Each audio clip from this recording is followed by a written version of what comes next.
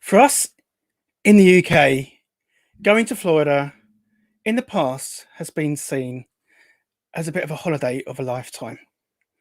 For a family of four, staying on site with all the tickets, the car, the flights, food, souvenirs, it wouldn't be crazy for you to consider paying the same amount as you would for a small car, a brand new small car. That's just to go and see Mickey Mouse or the Wizarding World of Harry Potter. But tonight we are chatting to someone who has been on a holiday of a lifetime for every year of his lifetime. And I'm sure he's going to have some amazing hints and tips to help you plan your next Florida trip coming up.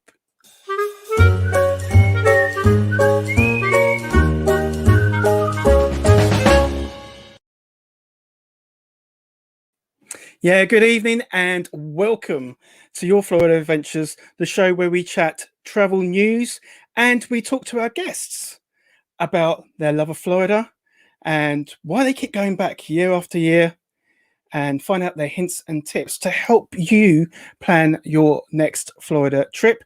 My name's Lewis and I'll be your host for the next 60 minutes-ish, maybe a little bit more. Who knows? Let's see what happens tonight. And first and foremost, I'm a Florida fan. I go to Florida regularly, not quite as regularly as our guest tonight, but I go to Florida regularly. And secondly, I own a travel business. I love Florida so much that I set up my own travel business called Your Great Adventures, and we specialize in Florida and the US. Now, as a fan of Florida, I love chatting to people about their love of Florida and what makes them go back time after time. And I find out about their journey and from where they started to where they are now, in a hope that I might learn something new for my next trip. Now, let's be honest, even for somebody that goes regularly, going to Florida can be a bit daunting. There's so much planning to do. So I'll be chatting to some brilliant guests. I have already done so, and I will be in the coming weeks to find out why on earth they keep going back to the happiest place on earth, what they love doing from their accommodation to their hints and tips to having a great time in the parks. And whether you've been to Florida lots of times or you're planning for your very, very first trip, I'm sure there's going to be something here for you. Now, if you're watching live, welcome. Thank you for watching. Do contribute. We love to hear from you. Say hello in the chat. And if you have a question or a comment about the subjects that we're talking about tonight, or you have a question for our guests, please do put it in the chat and I will do my utmost to read it out and show you. So enough of my yakking. Without further ado, let's chat to our guest. Our guest tonight has been, as I've said, in his very short 32 years. I'm allowed to say that because I'm much older than he is. He has been to Florida 32 times. What this guy doesn't know about Florida is not worth knowing. He's certainly a veteran of the parks in his very young skin, and he is a very good friend of mine. Please give it up for the very great Danny Perrin. Good evening. Good evening, Danny. That was a hell of an introduction. I'll do my best. I do 60 minutes, you sure? you spoke before. How you doing? I'm very well. How is everyone? That includes people in the chat, by the way. Yes, indeed. Even in all, you guys, really great to see you. Thank you for joining us. How are you feeling about this, Danny?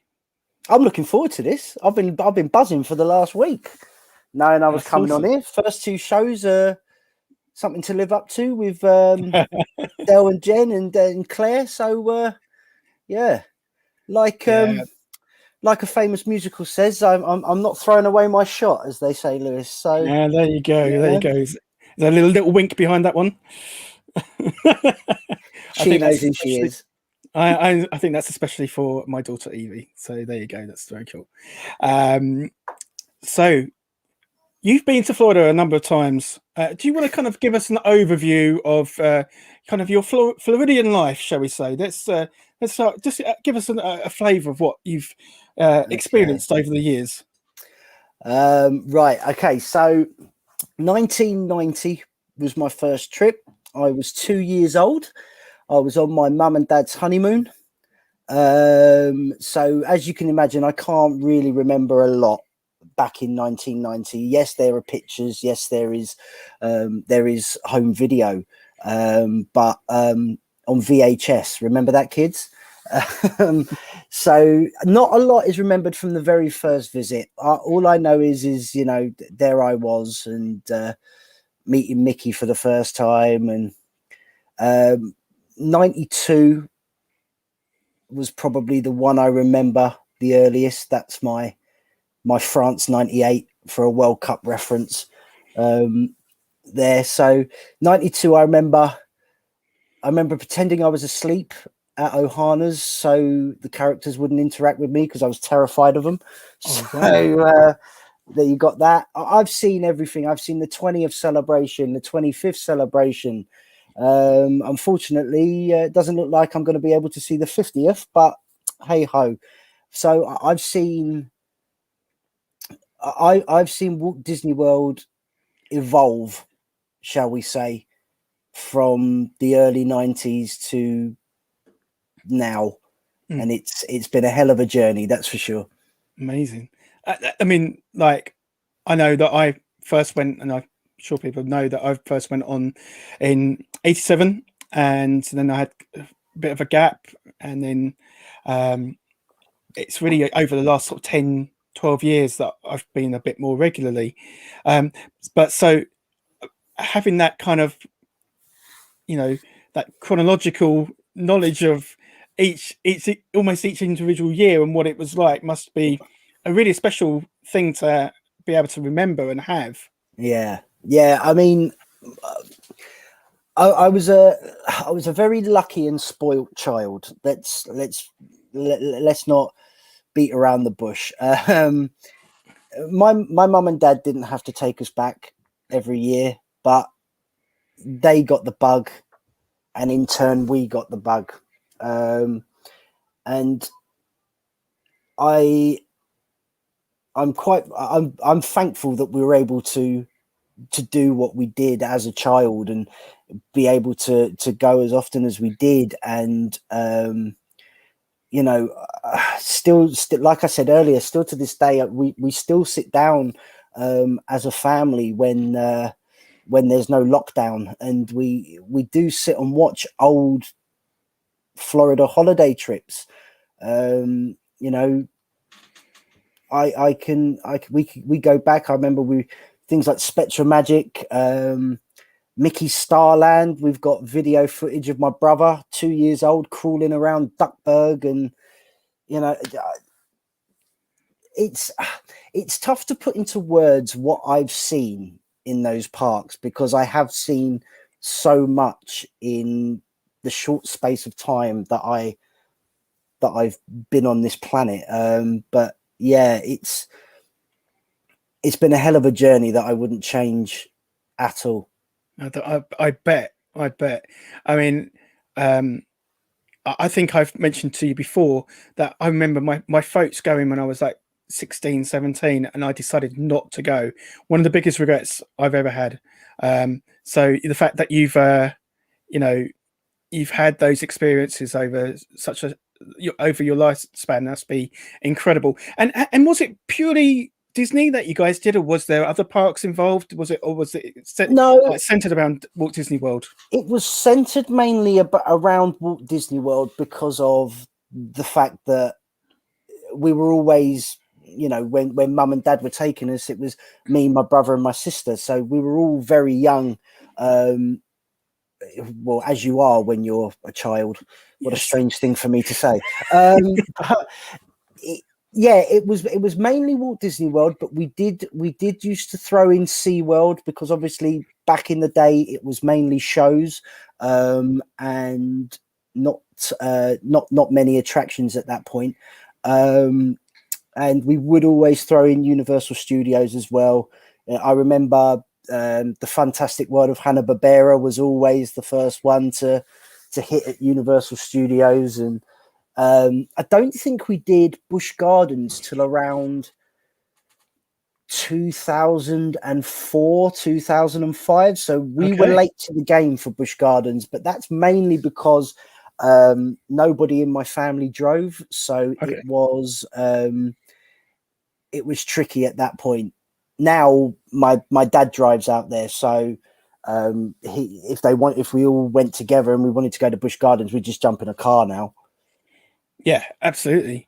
And just to say that, you know, you've mentioned your home videos, and I think there's a bit of a shout out from a few people to say that your mum needs to have a video night for everybody.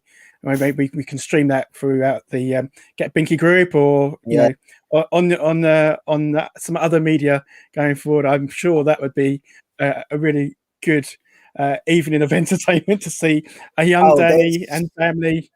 So many embarrassing moments that my family don't let me down. My brother always gets my nephew to do a certain thing. There's a video of me by the Odyssey restaurant in Epcot, and I'm just looking out into the lagoon, in World Showcase Lagoon, and I see ducks in the water, and I'm like, I go, oh, look at the ducks over there, and I point, but it's the thing I can't let down. If we watch it, it's rewound about 84 times.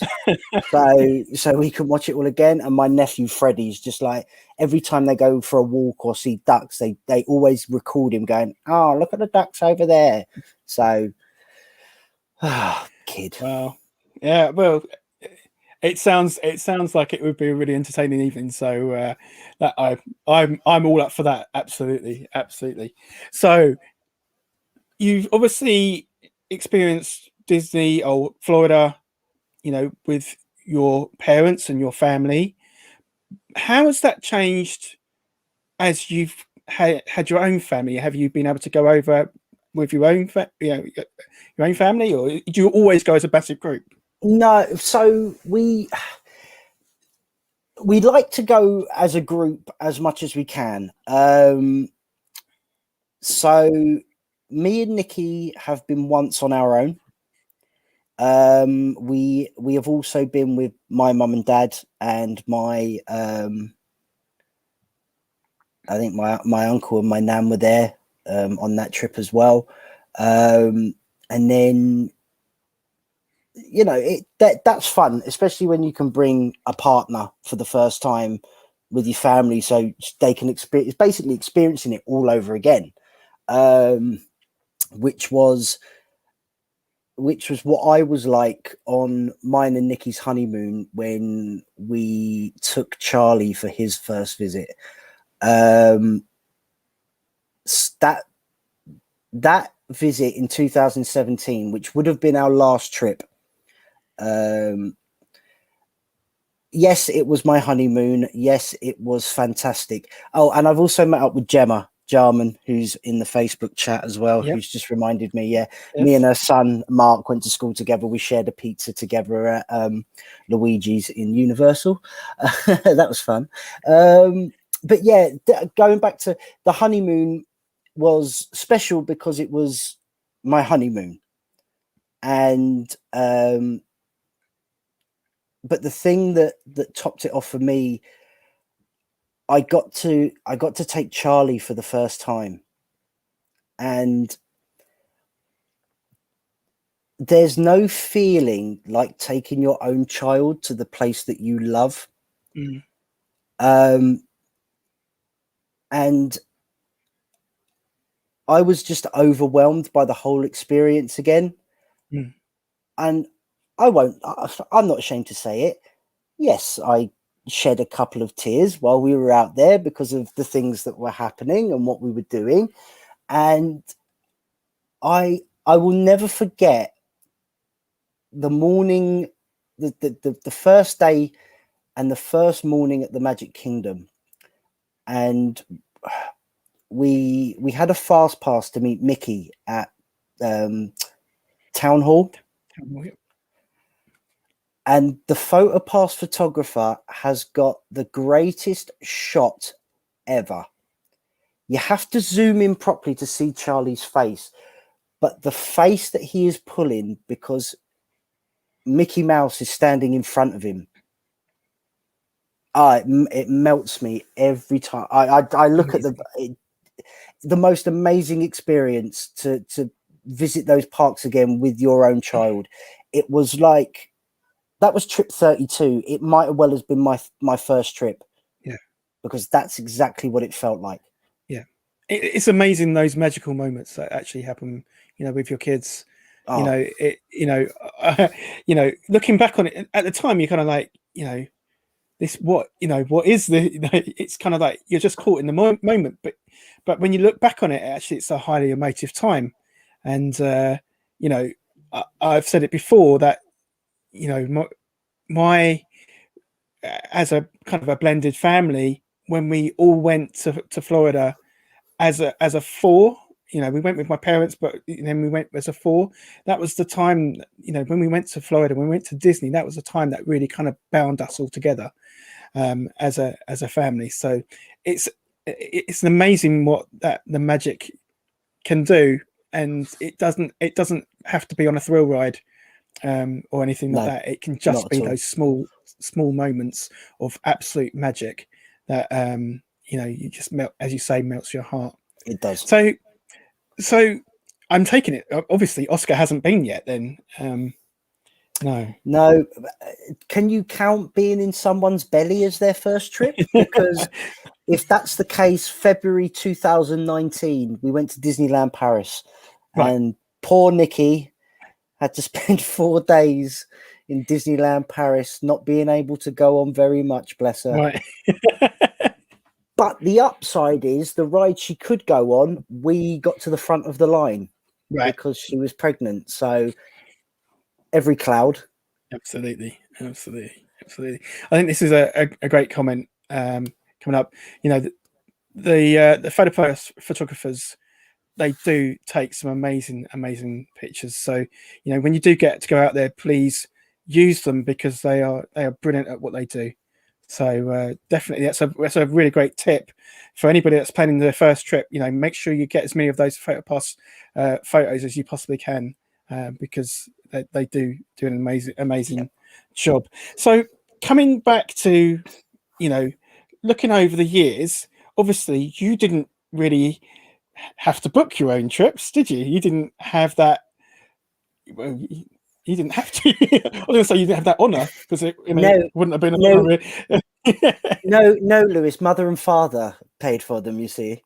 And it was, I was probably,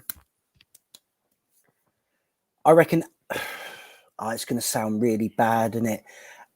18, 19 was when I first started contributing, I think. My mum will probably correct me and say, no, you were 25 or something like that. And that will sound really bad. But I think I was 18 or 19. I mean, like I said at the top of the show, spoiled. I know I was. You don't need to remind me I was. I know I was.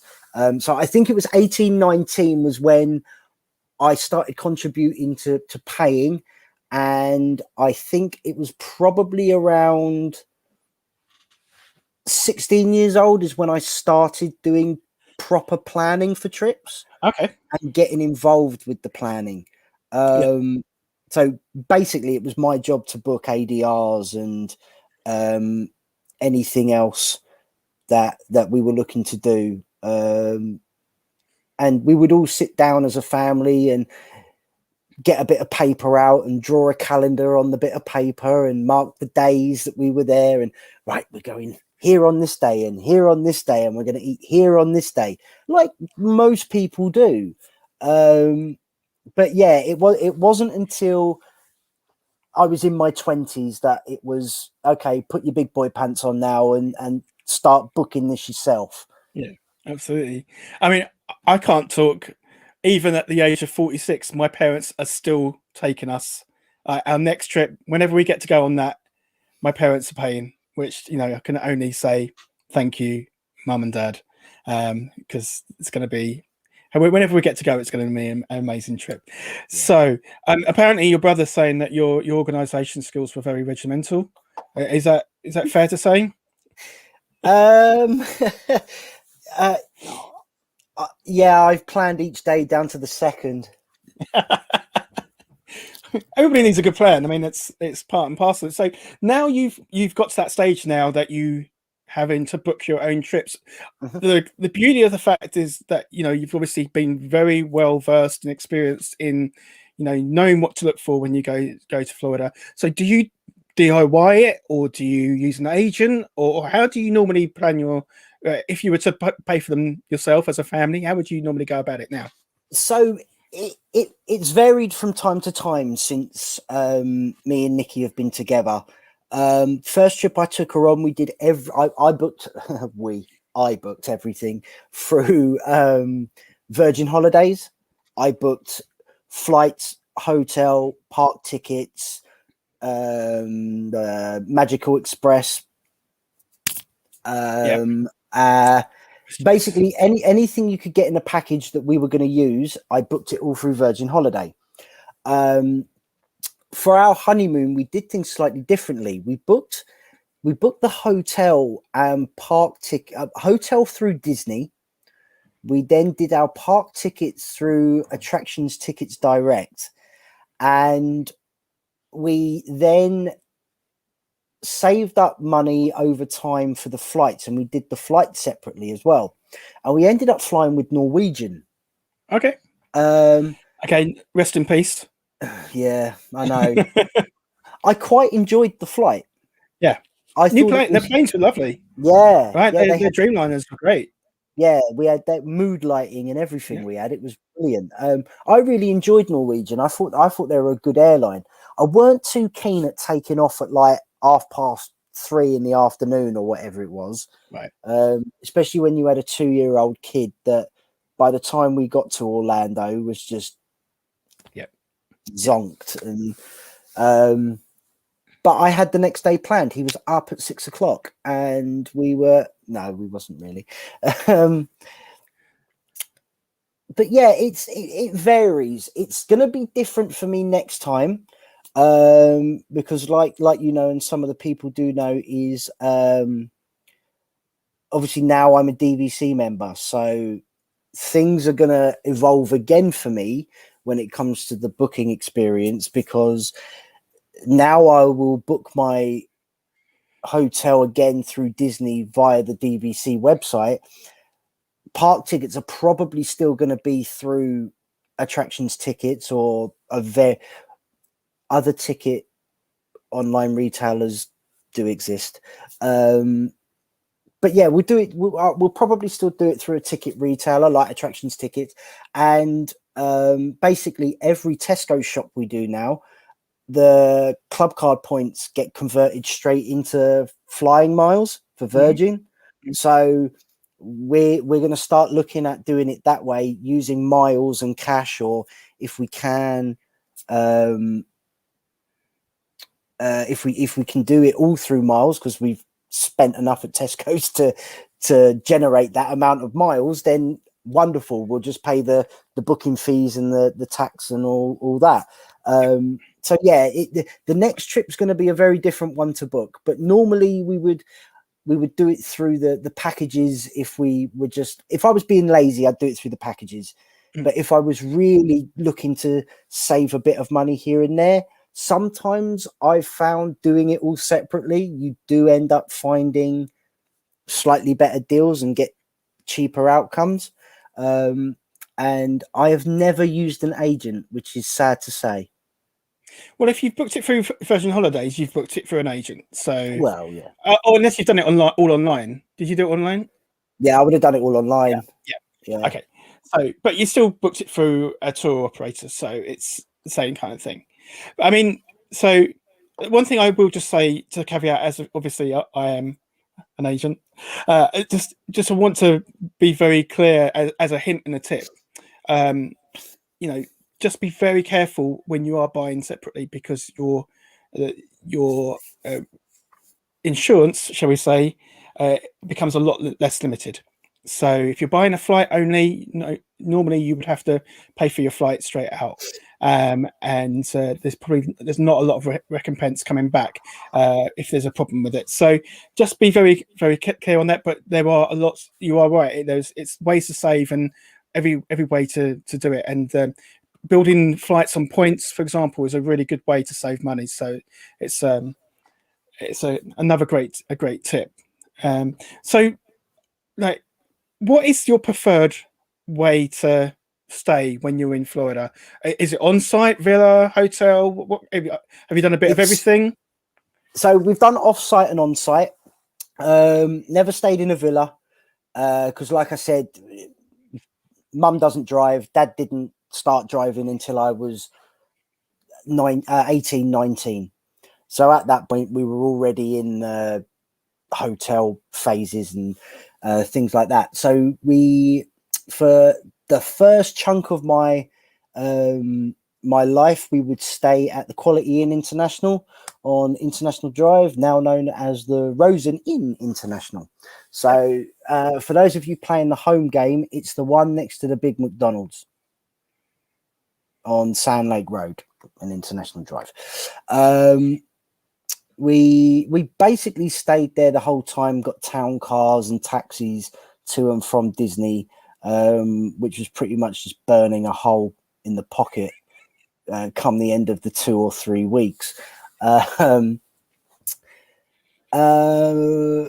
On-site, first trip on-site was, and I had clarification on this earlier from Mum, because we couldn't work it out the other day when we were talking about it, and it's 2004, Port Orleans Riverside. Yeah, was the first on-site hotel I stayed at.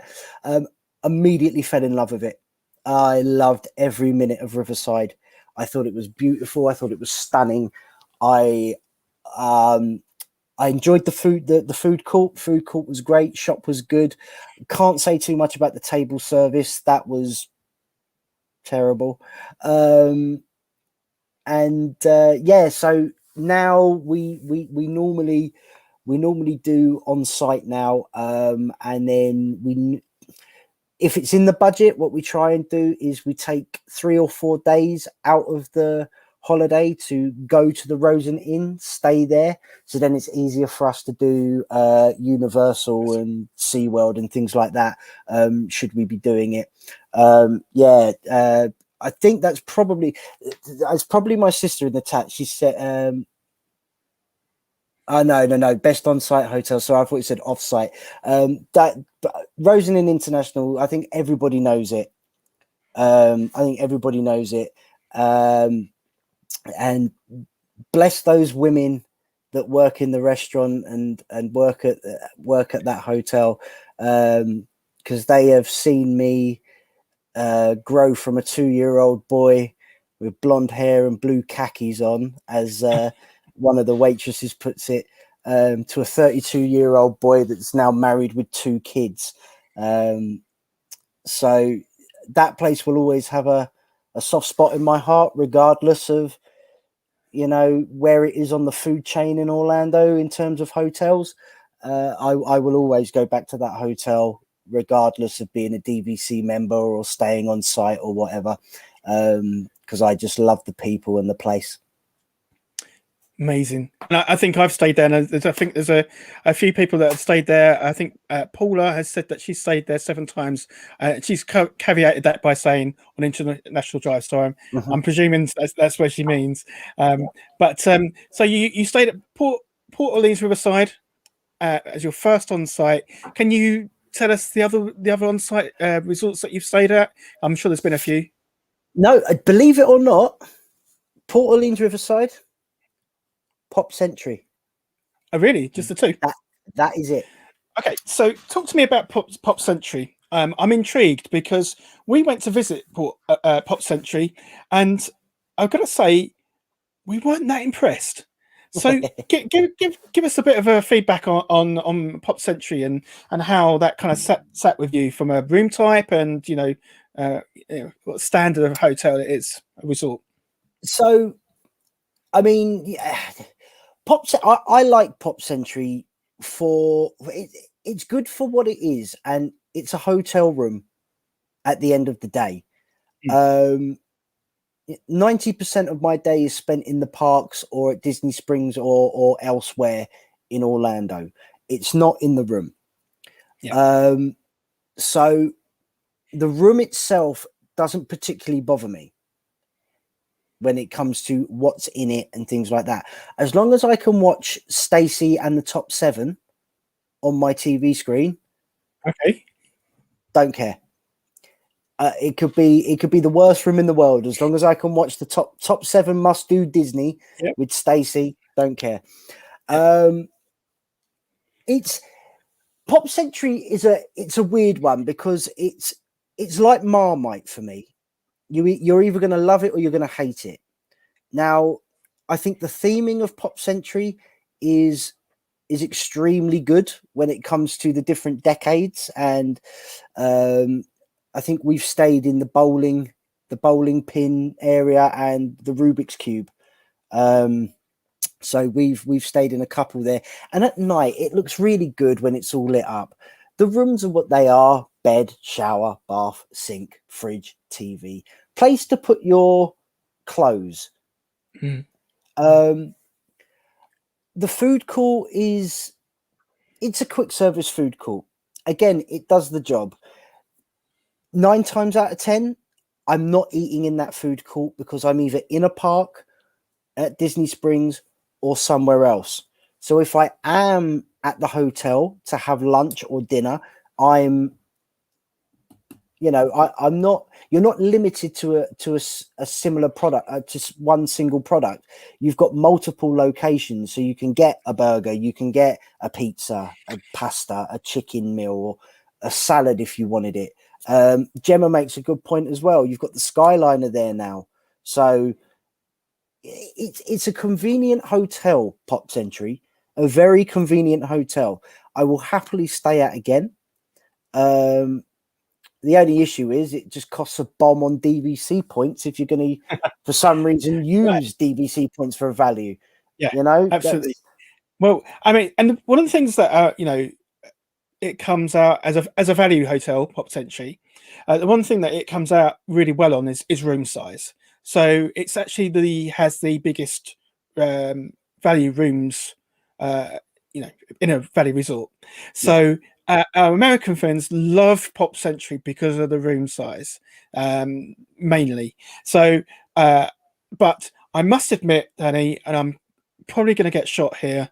We walked in it and we felt like it was Butlins, and we were, we were in there for a very short time, and but it just had that kind of chalet vibe, where holiday camp vibe, which was really disappointing from all the other resorts that we visited and went to stay at. So I'm just giving my feedback, but I'm sure it's a but I guess other people would disagree with it because the room sizes are great and the facilities are good. So but from the feel of it, it didn't feel quite Marmite. Yeah, right. You were absolutely it's exactly right. what it is. Right. I completely understand. I completely get where you're coming from, because I've also thought about it in that way as well. So I'd be lying if I said that thought hadn't gone through my head in regards to Pop Century, because it has. But I think if you're on a budget and unfortunately you can't afford a moderate or to stay at a deluxe or anywhere, you can't afford a moderate, you can't afford a deluxe. But hey, do you know what? We can afford this value resort, and they're throwing in free dining or they're throwing in free fast passes. You're gonna take that value resort regardless of if it looks / feels like a campsite or like a Butlins. You'll take it for those perks. And the very first time we stayed there, free dining. Yeah, absolutely. That's the thing, isn't it? The free dining is always a great perk. And all I would say is, if you do want a value resort that has the theming, the pool, and probably only just a fraction more expensive, go for Art of Animation. I was going to say, go across the lake. Go across the lake. Yeah, all day long, all day long. Well, Danny, I'm going to let you have a little break, and I'm going to let all of our friends who's watching have a little break while I go and do some travel news. Yes, folks, it's that time where I do the bongs and give you a little bit of travel news. As you know, we're not traveling at the moment, so why am I giving you some travel news? Well, it's always good to know what's going on in the industry and what kind of the feelings are, but really this is just general news right now. And what we're going to be letting you know really is nothing that you probably won't already know, but it's interesting nonetheless. So my first boing is the Prime Minister is optimistic about summer holidays. Yes, he is. And our second bong is boing. The British Airways are to trial the Very Fly app on transatlantic flights. That's going to be a really interesting. So let's just talk very briefly about the Prime Minister. The Prime Minister is optimistic for chances of summer holiday. He said yesterday that he doesn't want to give too much concrete by the way of dates for our summer holidays, but he, in quotes, I am optimistic and I understand the reasons for being optimistic, but some things have got to go right. The vaccine program has got to continue to be successful. We have got to make sure we don't get thrown off course by new variants, and we have got to make sure that we continue to keep the disease under control and the level of infections will continue to come down. I think this is quite standard, really. It's quite something that I'm sure we all understand. That, but the industry in general, actually, at the moment is it's 50-50 as to where it sits.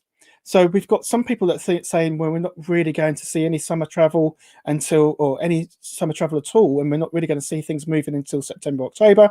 But there's quite a lot of hope for some sorts of summer holiday in Europe for June and July, and certainly that's what we're holding out for. There are also some people who think that there might be some US travel in July and possibly from August. So I'm sorry if you've kind of booked in May or June and you're hoping that for some good news there. Yeah, I don't know whether that's really going to happen. It might do. We never know. It all is down to the vaccine programs.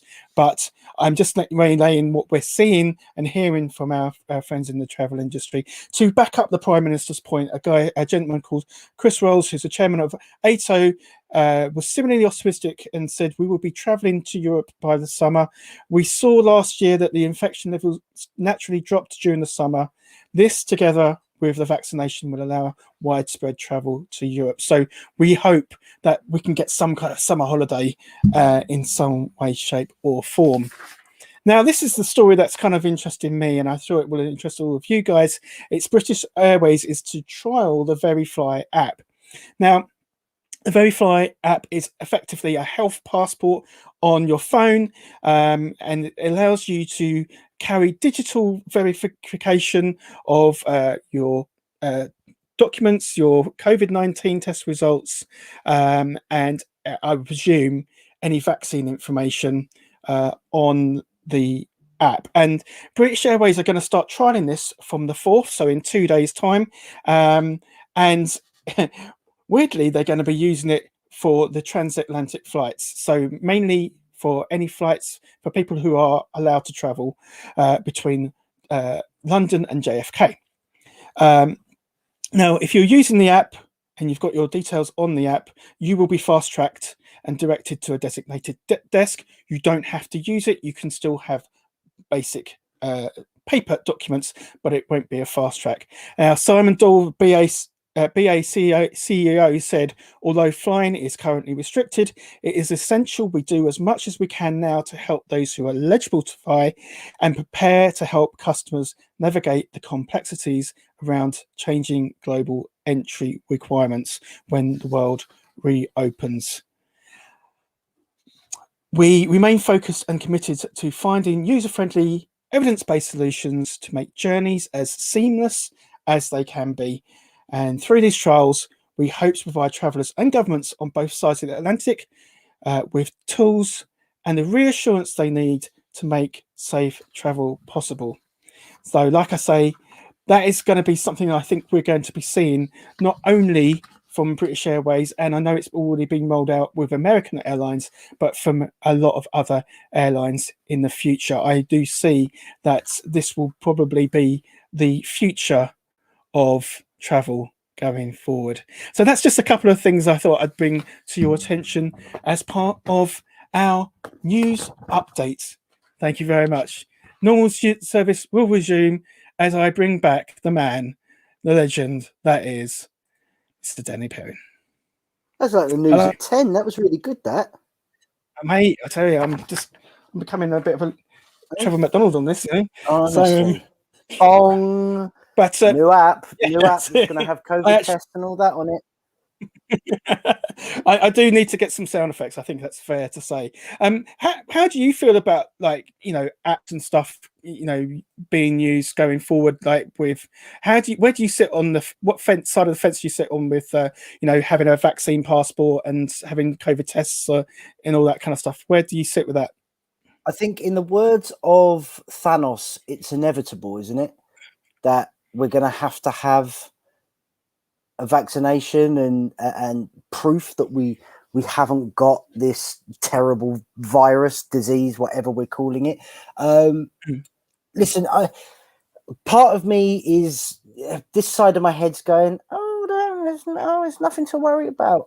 This part of my head's going, don't be so stupid, just have the vaccine, deal with it. You know you're going to have it anyway. Let's just do it, and let's get back to Florida, because ultimately I don't really care how I get there as long as I get there. So jab me in the arm all you want. Don't care. Right. Absolutely. There was a song there, wasn't there? I don't care how you get here if you can. One thing I just want to say, Danny, is I actually prepped some photos for my news bulletin and completely forgot to use them. So I just want to show this one now because go for it. I quite like that one.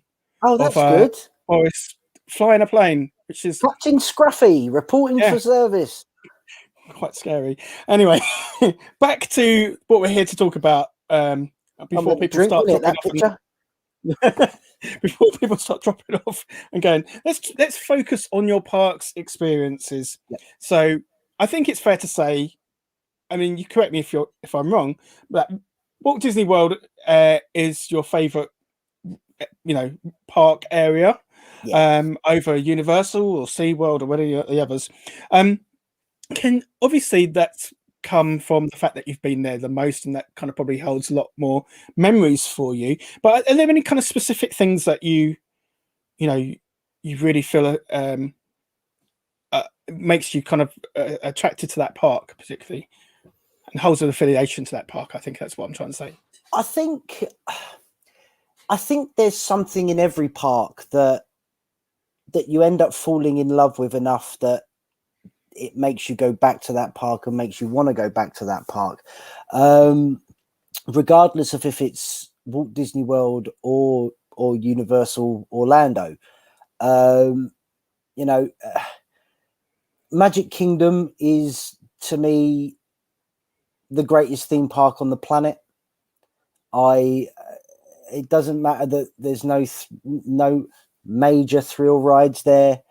The beauty, the architecture, the hidden details that when you're looking at a phone or a park map or even talking to your family that have for some reason come on holiday with you, you're going to miss these details. And it's, for me, a special place in my heart. And there are going to be people that don't like this. And it's because it's got the world's most annoying song. But it was the very first attraction I ever went on as a kid. And I will never, ever, ever stop loving It's a Small World until the day I die. I will go on that ride on my own if I have to. And do you But have to? oh god, no! I dragged them idiots with me. Okay, so we've already got people saying no. I know that's probably Tammy. So, right, if you haven't been on it, Tammy, you can't have a moan up about it, right? There is nothing wrong with that ride. There is nothing wrong with that ride. The song is brilliant. The song's meaning is superb. The deep lying reason for that whole attraction is what continues to make me love it. Small World, Haunted Mansion's another one at the Magic Kingdom. My dad once said, if you paid attention at school as much as you paid attention to learning the entire script for the Haunted Mansion, you'd get A stars, boy. He had a point. He had a point. Yeah. He had a point. It's each park's got something. Epcot used to be my favorite park back in the day. Ah, interesting. You used to be. What's changed? They killed it. Okay. In what way?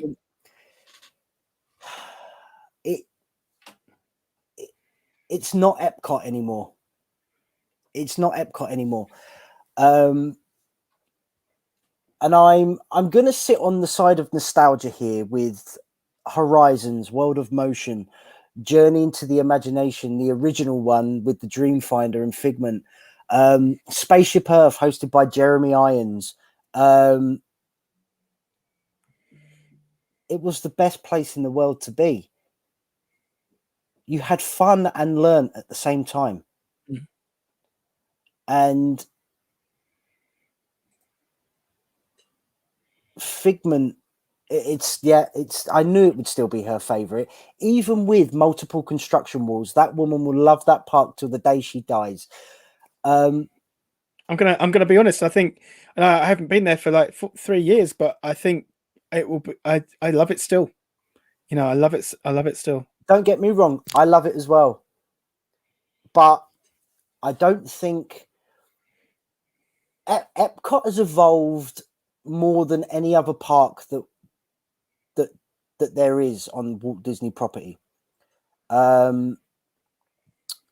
It has gone from being an educational park. Thank you, Jody. You are the best. It's gone from being an educational park where you have fun to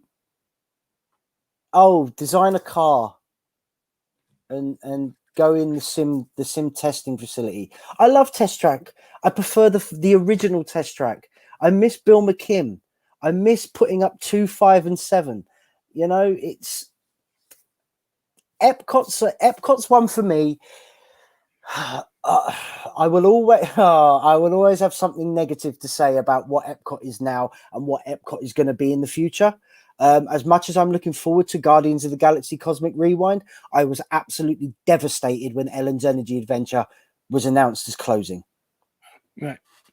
Okay, and a lot of people aren't going to agree with me there because it's 45 minutes. But I went on the original attraction, the Universe of Energy. I went on Ellen's Energy Adventure, and I loved them both for very different reasons. And I was sad to see it go. Mm. You know, Food and Wine's another one there. Absolutely. Food and Wine. We've done Food and Wine a few times. That's what makes me love that park. Hollywood Studios. Let's not stay on Epcot forever. Before you move on though, I just want to also give Jodie a bit of love for that comment. That breakfast is out of this world. Right. Absolutely. I mean, as a family, that we would go there every day if we could, and we probably will. The cinnamon bun, without question, is possibly the best thing on property. So, and you're right. Best character dining because you get to see the characters so much. This should be really the best kept secret that we don't share because you know it's a great place to have food. So not to mention when it rotates. If you're on an outer table, you get to look into the Living with the Land as well, which I think is brilliant. Yeah, indeed. Anyway, sorry. Moving on to Hollywood Studios. Hollywood Studios. The Great Movie Ride was one of the greatest attractions I've ever been on. And as much as I'm looking forward to going on Mickey and Minnie's Runaway Railway, I cannot believe they got rid of the Great Movie Ride for that. Can I just tell you, I was at Walt Disney World on the day that the Great Movie Ride closed, and also Ellen's Energy Adventure on the same day. Yeah, exactly. Yeah. I was in that. So, and I can confirm that the queues were mental. Yeah, absolutely like crazy. We didn't get to go on it. It was just too silly. I'd have queued anyway. Anyway, knowing I was never going to go on that ride again. I'd have queued the whole day if I had to. Yeah, indeed.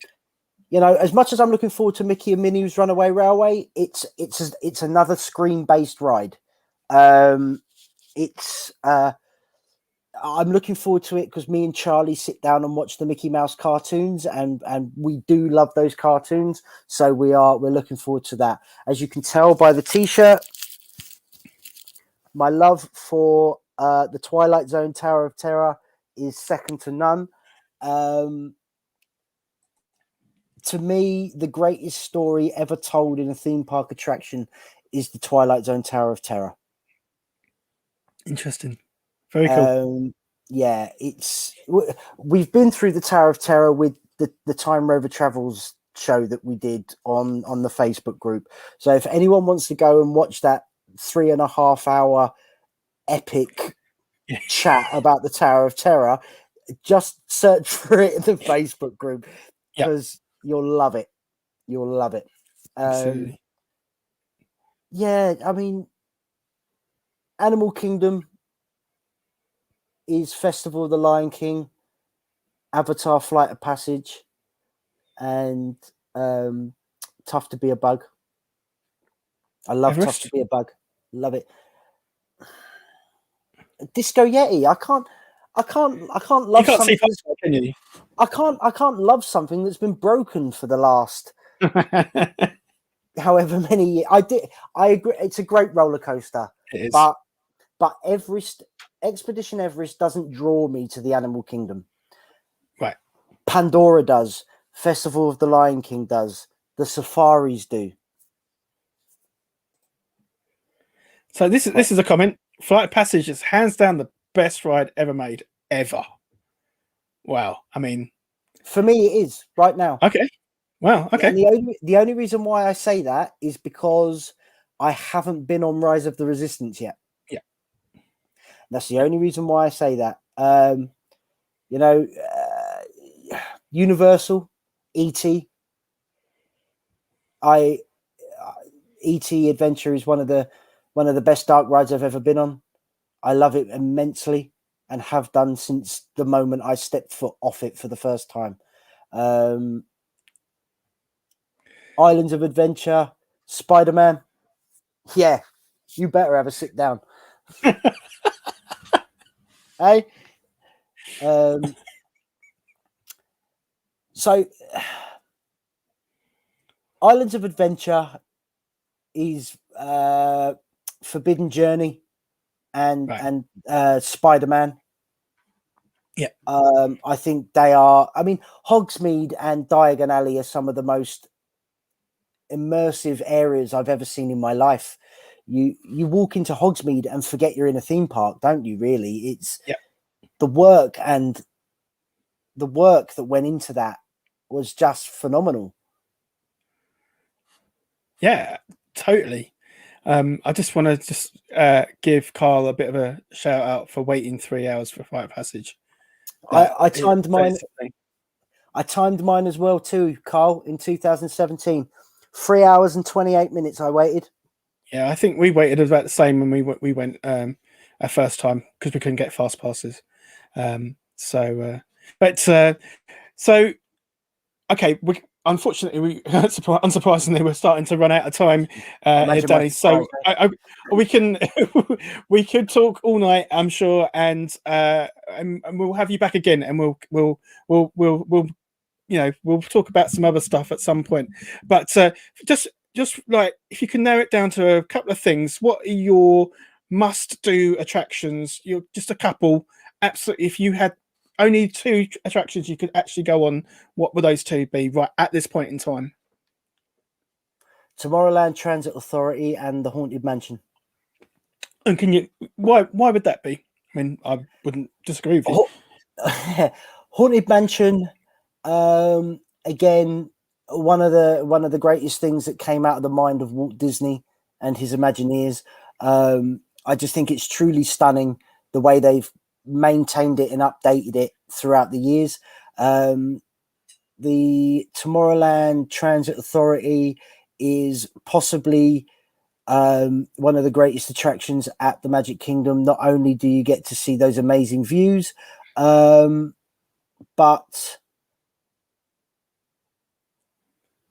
it's a nice, relaxing journey around Tomorrowland. I don't know anyone that's ever said a bad word about the Transit Authority. I love it. I love it. It's my when I've had when it's hot, when you've sort of had enough of the sun. Right, guys, let's get on the people mover. Let's have a sit down. Let's chill out for 20 minutes on here, and let's just look at the sights. It is such a great attraction. We love it, and we also love switching seats in the dark and then tricking the kids. We do enjoy that. I mean, it's just one of our favorite. It is one of our favorite attractions, and it's kind of weird to see it recently having absolutely crazy queues. But it is one of those attractions that really does tug on those heartstrings for a lot of people. So it's not surprising really that happens. So Danny, we're getting on to the hints and tips part of the show. You've already given us some really great hints and tips, and your experiences are brilliant. But I'm going to have to ask you these questions. So you've been 32 times. And you probably can't remember your very first trip, but looking back now, what would you say to someone? What would your top tip be to somebody who's planning for their first ever trip right now? My top tip is always the same thing I tell everyone that ever asks me for any kind of advice on Walt Disney World or going to the parks out there. Do your homework. Read up on what needs to be done for a Walt Disney World trip. And this is going back to, ADRs and fast passes being made a certain time out. So let's just say the world is back to normal and those are back into play. I always say to people, do your homework, read up on the attractions. Don't go in blind. Make your fast passes, make your ADRs should you need them. And I say to them, unfortunately, try and plan as many days as you can so you're able to get enough stuff in. Have you got the unofficial guide? I am. I'm just gonna say, guys, one of my top tips would always be get this book. Good old lens tester.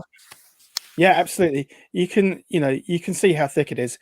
But if you want to know every single thing, this was our diary in 2013 when we went back after not being for a while. And it's an incredible book. So definitely that's a top tip. Get the unofficial guide for Walt Disney World. Sorry, I had to move away from that. But yeah, absolutely. Plan.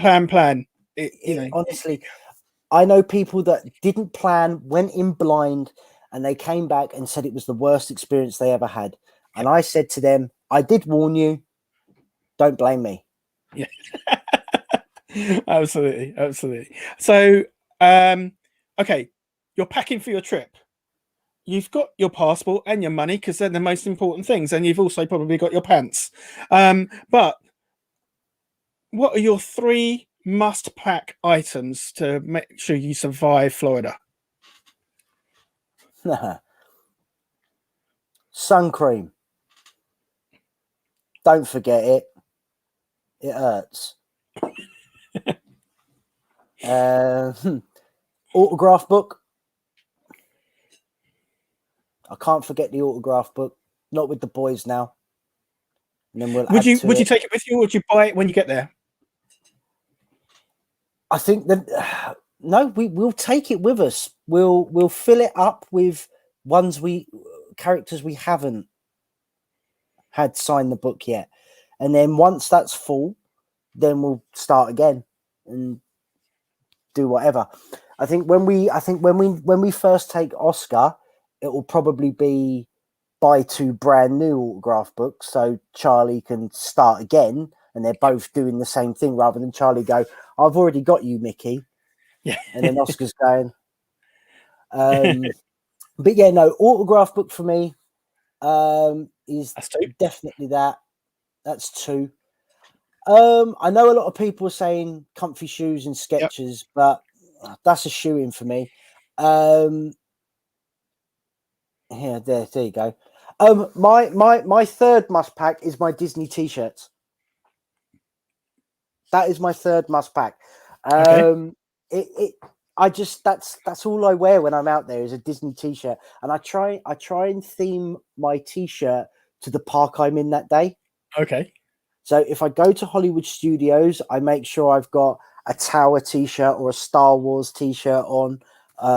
If I go to Epcot, I've got a Test Track t-shirt. I've got a Spaceship Earth t-shirt. So I try and theme it to the park I'm going in, which is quite weird, actually, thinking about it. Yeah, indeed. Well, not really. I mean, why? Why is that? Why is that weird? I don't know. I've never thought about it until now, and I've said it out loud. No. It's absolutely, it's properly normal. Any Disney fan would do that. I'm telling you. This is a great shout out. Get personalised autograph books made on eBay. That's perfect. Jodie says that one of her must packs is her mini ears. I don't know whether she was talking about you, Danny, or just what she normally takes. I look good in a pair of mini ears, mate. Don't you judge that? I'm sure you do. Okay, so that's sorry. Go on. Go on. No, go on. No, so I was going to say. So that's your 3 must packs. Your t-shirts, sun cream, and the last one, which I've autograph books. Yeah. And so outside of the main parks, now you've been a lot of times, man, so I'm relying on you for something really cool here. Outside of the main parks, is there anything that you would recommend somebody to do? Do you know what? I was talking to Nikki about this earlier, and we decided between the two of us that the thing we would say to people to do is the outlets and Florida Mall and things like that. We all love a bit of shopping while we're over there, don't we? We all like to find some bargains in the outlets to bring back and go, hey, look at my brand new pair of Nikes, aren't they great? And also International Drive, I think, has got, in the last 5-6 years, I think there's a vast improvement of what there is to do on International Drive, especially with the icon and 2 swords and things like that coming into play. Everyone's saying the food. Yes. Yeah. Just eat. You don't get calories in Florida. There's no such thing. Murder Mystery Night. Yeah. I mean, that's a great shout as well. Dinner shows. The Slingshot. Give that I won't do it, but give it a shot. I won't do it. Apparently my brother's taking my youngest on it when we next go. No chance. But yeah, just venture out, see International Drives, go to the outlets. That would be outlets and International Drive for me. Spend some time there and see what that they've got to offer down that way. Absolutely. No, that's cool. I would also chuck in Pirate Cove. Yes, I was. Yep, we said that as well. Yep. Yeah. So and by the way, just in case we didn't know, I don't know why my comments are showing as Facebook user, but it's Tammy. I think we knew that, Tammy. But you do have to let StreamYard know, and then there's a link on the tab when I set up the the link. That didn't make any sense, but I knew what I meant. So There's a link on the thing with the stuff. yeah, Click that's it. the one. That's Click the one. it. There we go. Okay, so must do restaurants. I think we might have touched on it already, but you know, if you were given one restaurant to go to, which one do you recommend everybody must try? Garden Grill for breakfast. It has to be. It's either that or Ohana's for breakfast. There is something about a Disney Florida breakfast. I don't know what it is, but we much prefer to go for breakfast at a sit down restaurant than we would for an evening meal, even though we're probably missing out on some amazing meals. And you know, hopefully, we're going to experience something quite different next time we go. But there is something about a breakfast at Disney, right? Oh, I don't know what it is. I mean, Garden Grill. I mean, I've never done Tusker House, so I can't throw that one into play. But I do hear that is very good for breakfast. But you know, Garden Grill, the characters, the location, the cinnamon sticky bun, and then Ohana's. You've got that wonderful pineapple and coconut bread that they give you before. Oh, out of this world! Don't. Whew, I've got the recipe somewhere. I haven't made it yet. Better get cooking, I think.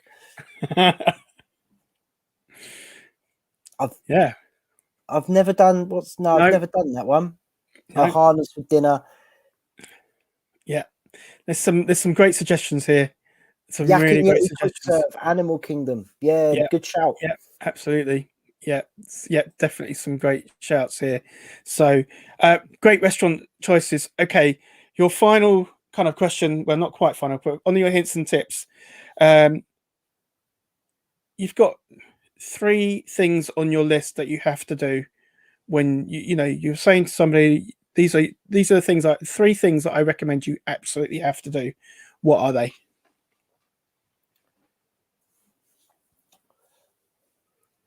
Start your holiday at the Magic Kingdom. Okay.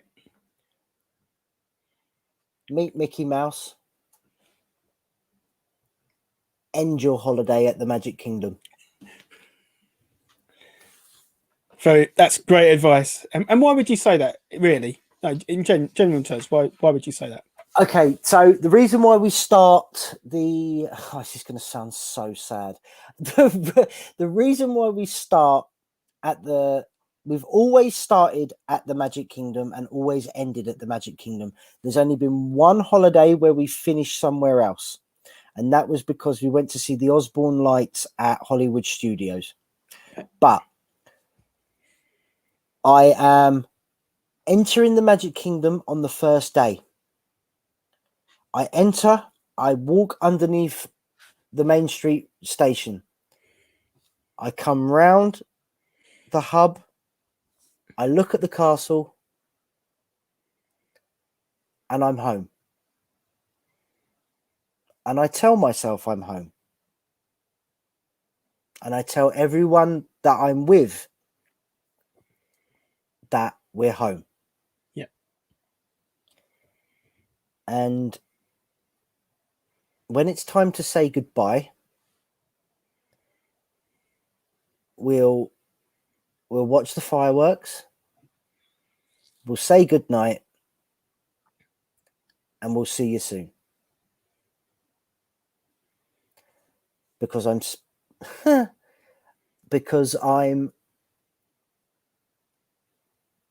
am in theory saying goodbye to a piece of me for a very short time until I'm able to come back and see it again. Yeah, absolutely. And I didn't mean to go that deep, everyone, and I'm really sorry, but it's there's no feeling like it. She knows. Yep. She knows. She knows exactly what I'm talking about. I've known the woman for years. She knows exactly what I'm talking about. There's no feeling like it. No. The joy, the inspiration, that warm, fuzzy feeling you get when you realize you're going to your most favorite place in the world. And that is the feeling I get every single time I even think about going back to Walt Disney World. Yeah. If I put a YouTube video on my TV, I get that feeling of, oh, when can I go back? When are we doing this? Come on. Let's get through this and let's get back on a plane and let's get back there. Yeah. Because there's nothing I'd rather do than be there. I mean, I you know, I completely echo everything that you said. And I think we've said before, you know, there's as a travel agent, there's 100 places that I'd love to go to, but they're not Walt Disney World. No. And if I had a choice to go anywhere, I'd go there. You know, and it sounds stupid to keep going back and back, but you know, that's what it does to that place does to you. So, and I think everybody says that, you know, they, you know, they, where was it? This comment here is just us on our family. We just cry our heart out, and I'm sure many people do, because not only is it the end of a great holiday, it's a piece, as Danny said, it's a piece of us leaving with it, and That's it. yeah. You know, and the thing with Walt Disney World is it brings out the best in me, and it makes me become a better person for the 2 weeks that or the 3 weeks that I'm there. Yeah. I'm a completely different person when I'm at home, but when I'm out there, I transform into this happy. Not that I'm miserable or anything like that, but I just transform into this happy person that's just like, let's just go and have fun. Let's just go and do it. Come on. Up, up. You can't get me out of bed for love nor money over here. Yeah. I sleep all day. No. Come on.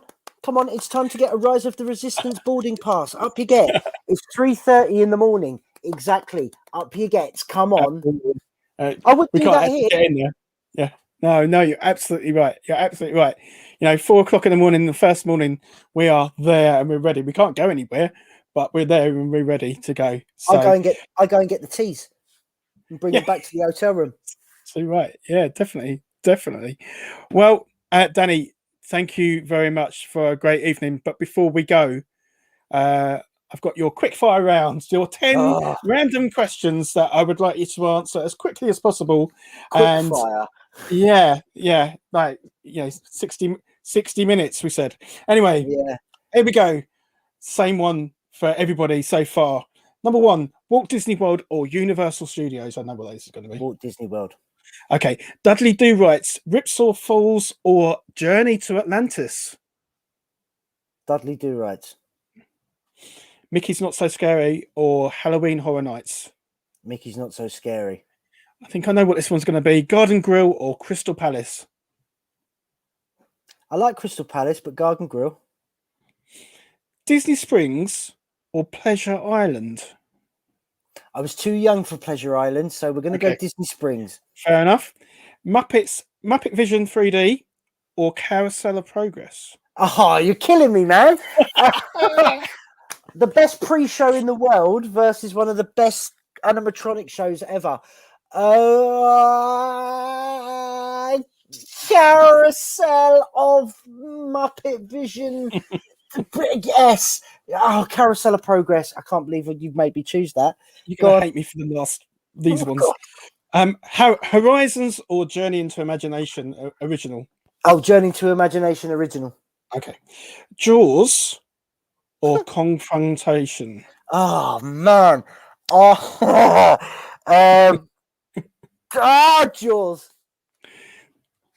Funnel Cake or Cinnamon Bun Gaston's Tavern? Oh. funnel cake. Good shout. And what are you looking forward to the most? Rise of the Resistance or Mickey and Minnie's Runaway Railway? I don't know why I said that because I can't say my R's, but there you go. Railway. Runaway Railway. Rise of the Resistance, please. Rise of the Resistance. Yeah, There's so many great attractions to look forward to, and I'm very there's much too looking many. forward to that. There's too Yeah. many. But I'm gonna go Rise of the Resistance for me. Cool. Yeah, absolutely, absolutely. So we've come to the end, Danny. But before we let you go, have you got a trip booked? I don't think you have, but what's your plans? And what are you most looking forward to doing when you get there? Original plan was April of 2022. We've decided to push that back now to either October, November of 2022. So we're going to look to go back then. We're going to be taking Oscar for the first time. And oh God, I'm getting goosebumps thinking about it now. So it'll be Oscar's first time, Charlie's second time. And what are we looking at? I'm looking forward to going on Mickey and Minnie's Runaway Railway with Charlie. And I am looking because Oscar is an absolute cars nut at the moment. So I am looking forward to seeing his face when Lightning McQueen appears at the Lightning McQueen Racing Academy. It seems like a strange thing to say, but the boy absolutely adores cars at the moment. And I'm hoping that love continues to 2022, just so I can see his face when Lightning McQueen appears. Nice. That would be epic. Absolutely epic. So, Danny, thank you so much for a great night. We smashed the 60 minutes barrier, which I think we kind of both knew we were going to do. I'm so sorry. But could you just let us know how we can get in contact with you, how we can connect with you, and is there anything like you want to kind of promote at all? Is there? Right. So you can, if you haven't added me as a friend on Facebook, I am more than happy for you guys to send me a friend request on there. I am more than happy to click the accept button. You can catch me on Instagram at pairing_with_the_mouse. That was a mouthful, wasn't it? And I'm on Twitter as well with that, but I don't really do a lot on it. So just follow on Instagram. That'll be fine. Is there anything I need to plug? Well, Mr. Lewis, that's what I need to plug. So myself, Lewis, and Andy Robson have started a brand new podcast called Do What Makes You Disney podcast. You can see where we got that title from, can't you? And we are going for a weekly show. I believe so. The first episode has been released. It's on Apple Podcasts, Spotify, and various others. It's coming to Google Podcasts very soon, which is what I'm aware. You can follow us on Facebook. We've got a Instagram of Do What Makes You Disney. And Twitter is Do Disney Pod. I think I'm following you back, Georgina. So if I'm not, please give me a nudge and I will. Yeah, we're going for weekly podcasts. It's just going to be a fun chat, basically like what's happened tonight, really. We're going to try and limit these actually to 45 minutes and try and keep them as short as humanly possible. Oh, it ain't going to happen, is it? Because I don't shut up. So yeah, there's not going to be a podcast released this Saturday. We are going to try and record a few, aren't we, and get a couple in the bank. And then I think, sorry, I'm being very rude and looking at my phone, but I'm just getting a date. And then we're looking at the 13th of February to be episode 2 is going to be released. We're not going to tell you what it's about yet, though. You'll have to follow us on the socials to find out what that is about. And thank you very much, Carl. That is amazing. So yeah, you can also get in touch with us on the podcast, can't you? Do what makes you Disney podcast at gmail.com. Send your emails in if you've got any questions. Please like us on the socials. We're on YouTube as well. And we're going to get you guys involved in episodes because we're going to be putting up polls and things like that for you guys to pick the topics that we talk about. So it's going to be amazing. And I'm very, very blessed to be on this journey with you and Andy. So it's going to be great. So absolutely. And we shout out Dale and Jen really for, the group that, the Get Binky, Do What Makes You Happy Florida group for bringing us together as well. And we really appreciate them, guys. And if you're not part of that group, please do join it. It's a great family group. Lots of people really care about each other and just love Florida. So do join in. Danny, it's been amazing. Thank you so much. We've had a lot of love. A lot of people said that they've really enjoyed the show and they've had a great time. So I thank you so much. Please, everybody, give it up for Mr. Danny Perrin. Thank you very much, buddy. And so that's it for this show. Thank you so much for joining us, and I hope you've had a great time.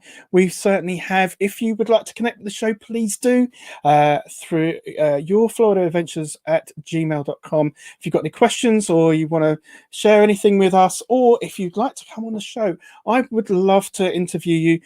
We have some guests lined up to the end of February and a couple lined up for March, but we want to continue this show and we want to chat to you guys. So please do get in contact and say if you want to be involved. If you could, if you're watching on YouTube or if you have a YouTube subscription, if you could subscribe to us and leave a comment, ring the bell, all that good stuff. Like the video, that's it. That's where I am. That would be awesome as well. And also, I have to say, again, obviously, I am an agent. I do sell travel. And when we are able to travel again, I would love to be able to quote for you for your next trip to Walt Disney World. I do exactly the same as what Virgin Holidays would do. I package up their flights and different hotels and Walt Disney World and Universal Studios and multi-centers and villas and everything, you name it, I can do it. And also you get that personal touch from me, and I might throw in some extra little things that you may not get from the guys at the bigger companies. So it's always worth giving us a shout. So next week, who do we have next week? Well, next week, I'm very pleased to say we have the brilliant Jamie and Lisa Moore. These guys are admins in the Get Binky, Do What Makes You Happy group. Lisa is at News with Lisa, and I think that's right. And these guys have been to Walt Disney World a ton of times. Not only that, they travel a lot. So, guys, appreciate it. Thanks, Mum. Thank you very much. I'm glad you've been watching. Thanks to everybody that's been holding out. Really do appreciate it. And have a great week. Look after yourself. Stay safe. And remember, your adventure is out there. See you later.